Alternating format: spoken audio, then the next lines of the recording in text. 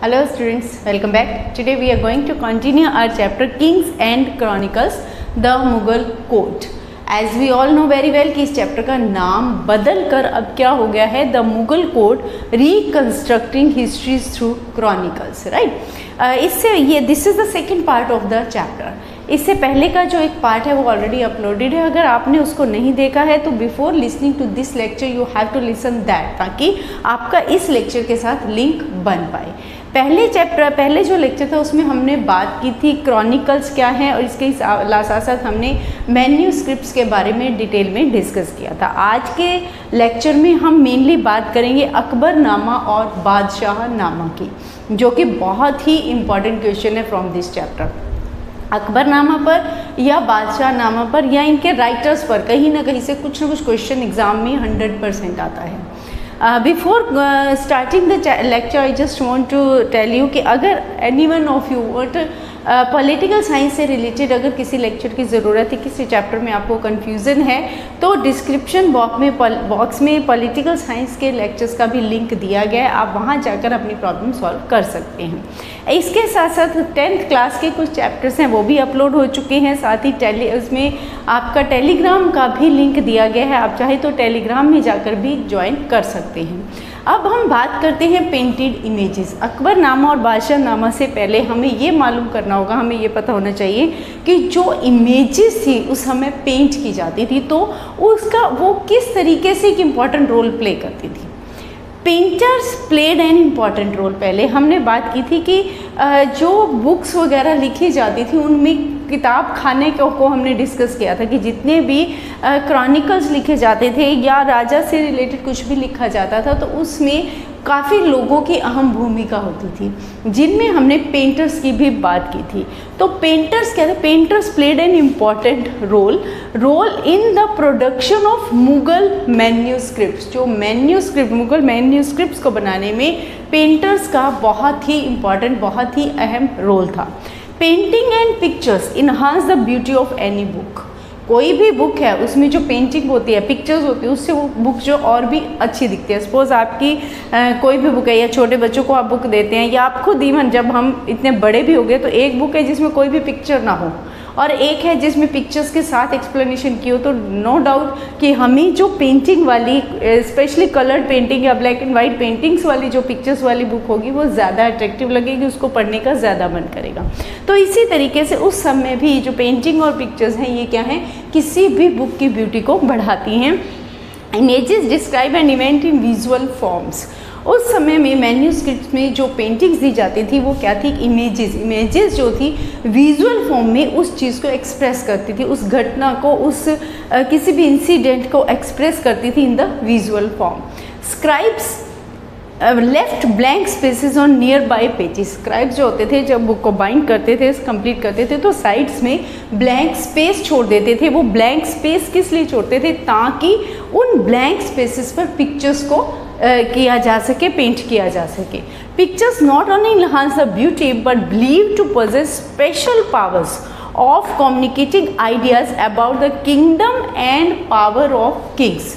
अब पिक्चर्स जो पेंटिंग की जाती थी, जो पिक्चर्स पेंट की जाती थी, वो केवल बुक की ब्यूटी को ही नहीं बढ़ाती थी बल्कि उसके साथ साथ राजा के बारे में बताती थी, वहाँ के किंगडम के बारे में हमें इंफॉर्मेशन देती थी. साथ ही ये बताती थी कि उस समय के राजा के पास क्या क्या पावर्स थी, राइट.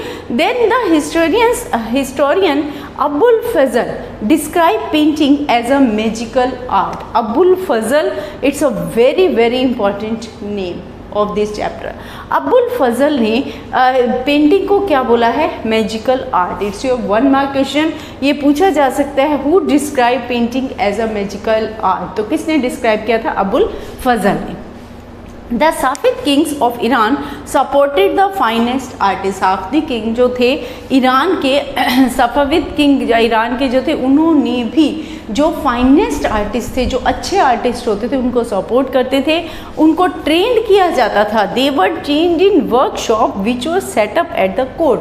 राजा के दरबार में एक अलग से वर्कशॉप्स लगाई जाती थी जहाँ पर फाइनेस्ट जो आर्टिस्ट होते थे, अच्छे जो आर्टिस्ट होते थे, उनको और ज़्यादा ट्रेनिंग दी जाती थी. राइट। ये तो हमारी बात होगी रिगार्डिंग द पेंटिंग्स की पेंटिंग की पेंटिंग की क्या इंपॉर्टेंस थी, क्यों पेंटिंग या इमेजेस को बुक्स में मैन्यूस्क्रिप्ट्स में लगाया जाता था। अब नेक्स्ट जिसकी हमने स्टार्टिंग में बात की थी, जो मेन टॉपिक है हमारे आज के लेक्चर का, that is Akbarnama and Badshahnama. Both are famous manuscripts containing 150 double page 150। एक होता है कि जैसे अगर आप कॉपी खोलते तो 1 2 next 3 then 4 5 that is single page. अगर हम पूरा कंप्लीट एक पेज लेते हैं तो दिस एंड दिस साइड मिलाकर क्या है 1 page, that is double page. Various painting of battles, hunts, building construction, court scene etcetera. अब इन मैन्यूस्क्रिप्ट में दोनों ही फेमस मैन्यूस्क्रिप्ट्स हैं और उनमें कितने पेजेस हैं 150। दोनों ही मैन्यूस्क्रिप्ट्स में उस समय की बैटल्स को पेंटिंग्स के थ्रू दिखाया गया है, किस तरीके से शिकार किए जाते थे, बिल्डिंग्स कैसी होती थी, कोर्ट के सीन यानी कि राजा के दरबार के सीन जो थे, एक बीच में राजा बैठा हुआ है, साइड में दरबारी बैठे हुए, तो इस तरीके से उन सीन्स को क्रिएट करके उस समय के बारे में बताया गया है, right. Then the writer of Akbarnama Abul Fazl grown up at Agra. अब अबुल फजल जो था अकबरनामा को लिखने वाला कौन था, was the writer of Akbarnama, that was Abul Fazl. Again your 1 mark की क्वेश्चन, ये कहाँ का रहने वाला था, Agra. He was a scholar of Arabic, Persian, Greek philosophy and Sufism. ये एक बहुत बड़ा फिलोसफर था। इसको किस किस चीज़ की नॉलेज थी, he was having the knowledge of Arabic language, Persian language, Greek philosophy की इसको नॉलेज थी और इसके साथ साथ सूफीज़म के बारे में भी इसको काफ़ी जानकारी थी। He was against the conservative ulama. अब ये जो कंजर्वेटिव यानी रूढ़िवादी जो अल्मा थे उनके अगेंस्ट था। रूढ़िवादी का मतलब है कि जो सोसाइटी में चेंज देखना ही नहीं चाहते, जो है उसको एज इट इज़ चलाना चाहते हैं। अब अल्मा क्या था, अल्मा का मीनिंग, अब इसको समझने से पहले you must know the meaning of ulama. अल्मा क्या है, body of Muslim religious scholars, जो मुस्लिम लॉ बनाते हैं, रिलीजियस जो स्कॉलर्स हैं उनकी जो बॉडी है, यानी वो जो इकट्ठा ग्रुप ऑफ पीपल है मुस्लिम रिलीजियस स्कॉलर्स का, उनको किस नाम से जाना जाता है, they are known as Alma. तो वो जो लीडर्स थे, वो जो रिलीजियस ग्रुप ऑफ पीपल था, वो क्या थे, दे वर कंजर्वेटिव। वो सोसाइटी में किसी तरह का चेंज नहीं चाहते थे, तो ही was against him. Akbar was impressed by him. Akbar जो था अबुल फजल से बहुत ज़्यादा इम्प्रेस था। He worked on Akbarnama for 13 years. ये अबुल फजल ने कितने साल में अकबरनामा के ऊपर काम किया, यानी कितने सालों में अकबरनामा लिखा, 13 ईयर्स में। अकबरनामा, अब इसका नाम ही क्या बता रहे हैं कि इसमें किसके बारे में डिस्कस किया होगा, राजा अकबर के बारे में, राइट। अब इसके जो है अकबरनामा के 3 वॉल्यूम्स हैं, 3 अलग अलग वॉल्यूम्स में इसको लिखा गया। जो फर्स्ट 2 वॉल्यूम्स हैं they are chronicles, right.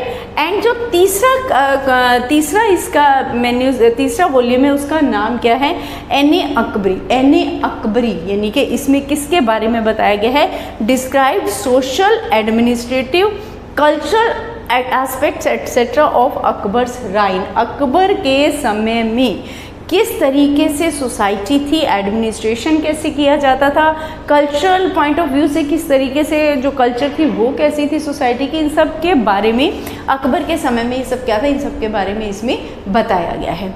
Then अब this is all up to this, it's all about the Akbarnama. Akbarnama पर सेपरेट आपका 3 मार्क्स 4 मार्क्स क्वेश्चन आता है, as well as short answers में, as well as Abul Fazl पे भी अलग से क्वेश्चन आपका आ सकता है, जिसमें आपको अबुल फजल के बारे में पूरा बताना है कि कौन था, कहाँ का रहने वाला था, इसने कैसे अकबरनामा लिखा।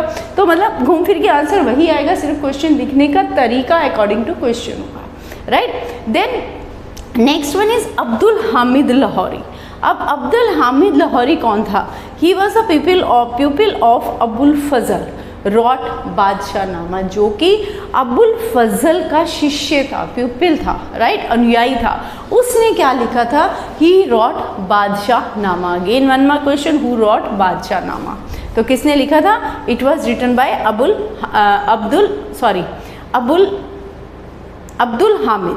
Abdul Hamid Lahori. Shahjahan recruited him to write a history of his empire. अब अब्बुल फजल अकबर के समय में था, जबकि अब्दुल हामिद लाहौरी किसके समय में था? शाहजहां के समय में। शाहजहां ने उसे अपने अंपायर की, अपने राज्य की हिस्ट्री, इतिहास लिखने के लिए रिक्रूट किया था। बादशाहनामा हैड 3 वॉल्यूम, जैसे अकबरनामा के 3 वॉल्यूम है, same is regarding the Badshahnama. Badshahnama के भी कितने वॉल्यूम है? 3 वॉल्यूम्स है। Every volume consisted of information of 10 lunar years, 10 lunar years के बारे में इंफॉर्मेशन प्रोवाइड करता है, यानी हर 10 साल के बारे में। Then Sadullah Khan revised 3 volume, Sadullah Khan ने बादशाहनामा के तीनों वॉल्यूम्स को रिवाइज किया, राइट। अब उसने, अब due to old age of Lahori could not write the 3rd volume, अब क्योंकि लाहौरी जो था बुजुर्ग हो चुका था, ओल्ड एज, इसलिए वो केवल इसके 2 ही वॉल्यूम लिख पाया। तीसरा जो वॉल्यूम था वो किसने कंप्लीट किया था?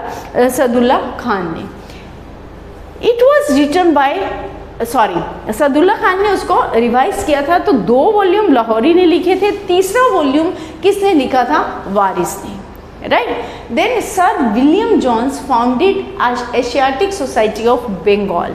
सर विलियम जोन्स ने कौन सी सोसाइटी फाउंड की थी? Asiatic society. Again it's your very very important 1 mark question कि who founded Asiatic Society of Bengal, तो किसने ये फाउंड की थी? सर विलियम जोन्स ने। It undertook the work of editing, printing and translation. अब ये जो सोसाइटी थी एशियाटिक सोसाइटी ऑफ बंगाल, इसमें क्या किया जाता था? जो भी बुक्स वगैरह का काम था उनकी एडिटिंग का काम किया जाता था, उनकी प्रिंटिंग यहाँ होती थी, इसके अलावा ट्रांसलेशन का काम भी इसमें किया जाता था, राइट। ये हमारा सारा किसके बारे में? This is regarding the Akbarnama and Badshahnama. Hopefully it's clear, okay. Then अब इसके बाद जो नेक्स्ट हमारा इंपॉर्टेंट टॉपिक है that is the ideal kingdom. इसमें कि उस समय में जो किंगडम थी वो कैसी थी? A divine light. फर्स्ट इसके अंदर टॉपिक आता है डिवाइन लाइट, यानी कि जो मुगल बादशाह थे वो अपने आप को ये मानते थे कि उनके ऊपर किसी दैवीय शक्ति का प्रभाव है, कोई भगवान की तरफ से उनके ऊपर एक कृपा है, जिसको हम बोलते हैं कि एक उनके ऊपर कोई डिवाइन लाइट है जो उनसे सारा काम जो है वो ठीक तरीके से करवा रही है उनका, उसकी वजह से ही वो जो है सही प्रकार से काम कर पा रहे हैं, राइट। अब ये डिवाइन लाइट क्या थी, इसके बारे में अब हम बात करते हैं कि कैसे वो कहते थे कि डिवाइन लाइट है। Court historian tried to prove with many evidences. अब इस बात को प्रूव करने के लिए जो दरबार के जानकार थे, जिन्होंने जो उस समय के दरबार के बारे में जिन्होंने सर्च किया, वो सारा उन्होंने ये पाया कि Mughal emperors got power directly from the God, कि मुगल एम्परर जो थे उन्हें पावर कहाँ से मिलती थी? डायरेक्टली गॉड से। One of the traditional story mark by him. अब क्या उन्हें वाकई ही गॉड से डायरेक्ट लाइट मिलती थी? अगर हाँ तो कैसे? ये बात कैसे प्रूव होती? कौन सा ऐसा एविडेंस है जो इस बात को प्रूव करता है? तो इसको बताने के लिए उन्होंने एक ट्रेडिशनल स्टोरी लिखी है। स्टोरी कौन सी बताई है? It was story of Mongol queen Alanka who was impregnant by a ray of sunshine when she was rested in her tent। कि एक उनकी मंगोल की क्वीन थी, रानी थी अलंका, जो कि जब अपनी टेंट में आराम कर रही थी और she was pregnant at that time, तो उस समय में आराम करते हुए उसके ऊपर क्या था? उसे रे ऑफ सनशाइन, यानी कि सूरज की किरणों की तरह एक प्रकाश, दिव्य प्रकाश जो था उसके ऊपर पड़ा। Her child carry divine light. अब because she was pregnant at that time, तो ये माना जाता है कि वो जो बच्चा था, बेबी था, उसके ऊपर उस डिवाइन लाइट का अफेक्ट आया, यानी उसके ऊपर उस परमात्मा की, जो भगवान की, गॉड का जो वो डिवाइन लाइट बोलते हैं, उसका अफेक्ट आया। And this light passed from generation to generation. अब क्योंकि वो जो चाइल्ड था, जो जिसने जन्म लिया मंगोल में, उसके ऊपर वो डिवाइन लाइट थी, तो वो जो डिवाइन लाइट, वो जो भगवान की, गॉड की डायरेक्ट जो पावर थी, वो उस बच्चे से आगे अगली जनरेशन्स में पास ऑन होती गई। Abul Fazl mark the highest place to Mughal kingship in order to object that got light from the God। उन्होंने, अब्बुल फजल ने भी इस चीज़ को सबसे ऊपर रखा है कि यस, कि जो मुगल एम्पायर थे उनको डायरेक्ट भगवान की तरफ से पावर मिलती थी। He was motivated by an Iranian Sufi. अब जो अबुल फजल था वो मोटिवेटेड किससे था? From Irani Sufi. His name was Shihabuddin Suhrawardi. According to the idea, the divine light was transferred to the king, who used to be a source of spiritual guidance. ये माना जाता है, अब इनके अकॉर्डिंग क्या था कि जो ये डिवाइन लाइट है कौन से राजा में कैसे ट्रांसफ़र होती है? हु यूज्ड, उस राजा में जो कि स्पिरिचुअल गाइडेंस देता है, यानी भगवान के रास्ते पर चलने की प्रेरणा लोगों को भी देता है, दूसरों को भी सही रास्ते पर चलाता है। From 17th century, Mughal artist begin to portrait kings wearing halo. एक हेलो क्या होता है? एक जिसको हम बोलते हैं ताज सर के ऊपर पहना हुआ। और 17th century से मुगल आर्टिस्ट ने जो पेंटिंग बनानी भी शुरू की, उसमें राजा के सिर पर होलो यानी एक ताज की तरह पहना हुआ दिखाया गया। और वो किस चीज़ का सिंबल था? वो हेलो सिंबल था the symbol of divine light, जो ये बताता है कि जिसने वो पहना हुआ है वो क्या है? दैट इज डिवाइन लाइट, यानी उसका सिंबल है कि इसके पास डिवाइन लाइट है, यानी भगवान की डायरेक्ट पावर है और वो डायरेक्ट पावर भगवान की तरफ से इस राजा के पास आ रही है। अब ये तो बात हुई डिवाइन लाइट की। इसके अलावा अब आइडल किंगडम कैसे माना जाता है इसको? इसमें नेक्स्ट जो हमारा कंसेप्ट है under the ideal kingdom that is a unifying force. अब किस तरीके से यूनिफाई करने के लिए ताकि सारी की सारी जो पॉपुलेशन है, पूरा जो मुगल अंपायर है वो यूनिफाइड रहे, आपस में यूनिटी उनमें रहे, पीस बनी रहे, उसके लिए एम्परर ने क्या किया? मेनली हम यहाँ बात करेंगे अकबर की, राइट। अब Mughal emperor consisted by various ethnic communities like Hindu, Jain, Muslim etcetera. अब मुसलमान में जब मुस्लिम रिलीजन था या मुस्लिम डायनेस्टी थी, जब मुगल्स का रूल था, उस समय में भी उनके अंदर हर धर्म के लोग थे। उसमें मुसलमान भी थे, उसमें हिंदू भी थे, उसमें जैन्स भी थे, राइट। तो उन सबको किस तरीके से इकट्ठे आपस में यूनाइट करके रखा गया? Emperor used to mediate among them. अब एम्परर का काम क्या था? उनको आपस में मिलाने के लिए, आपस में उनमें यूनिटी को बनाए रखने के लिए वो मीडिएटर की भूमिका प्ले करते थे, मीडिएटर का रोल प्ले करते थे।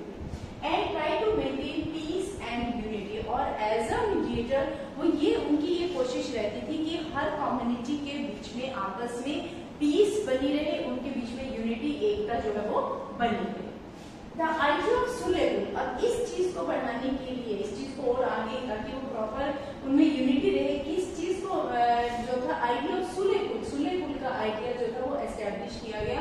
सुलेह का आइडिया क्या था? Was motivated by the unification and peace among all classes as well as religious communities. ताकि सुलेह में क्या था? एक ऐसा मतलब था जिसमें हर धर्म के लोग आते थे, इकट्ठे बैठते थे, वहां बैठकर वो अपने अपने आइडियाज देते थे। अब उसमें हर धर्म के लोग को, हर कम्युनिटी को, हर रिलीजन को अपने आइडियाज देने का राइट था, वो अपने जो व्यूज थे वो एक्सप्रेस कर सकते थे। इन सुलेह और religion enjoyed full freedom of expression. सुलेह में जब लोग आते थे तो वो अपना एक्सप्रेशंस की एंजॉयमेंट करते थे, इनको फ्रीडम थी कुछ भी कहने की। Akbar withdraw the tax. अब इसमें सुलेह में लेकिन एक चीज थी कि हर धर्म के लोग, हर जाति के लोग अपने विचार देने के लिए आजाद थे, अपने आइडियाज को देते थे, बट वो स्टेट के अथॉरिटी को किसी तरह का चैलेंज नहीं कर सकते थे, ना ही वहां पर उन्हें आपस में लड़ने का राइट था कि वहां बैठकर अगर दो कम्युनिटीज आमने सामने, they just can express their ideas, वहां बैठकर आपस में वो फाइट करना उन्हें अलाउड नहीं था। अब इसके अलावा लोगों को यूनाइट करने के लिए अकबर ने एक तो सुलेह बनाया। इसके अलावा उसने और क्या किया? Akbar withdraw the taxes. Akbar ने कुछ टैक्सेस थे जो किसका थे? वाज इम्पोज्ड ऑन पिलग्रिमेज इन 1563, जो कि पिलग्रिमेज यानी तीर्थ यात्रा पर कुछ टैक्सेस लगाए जाते थे।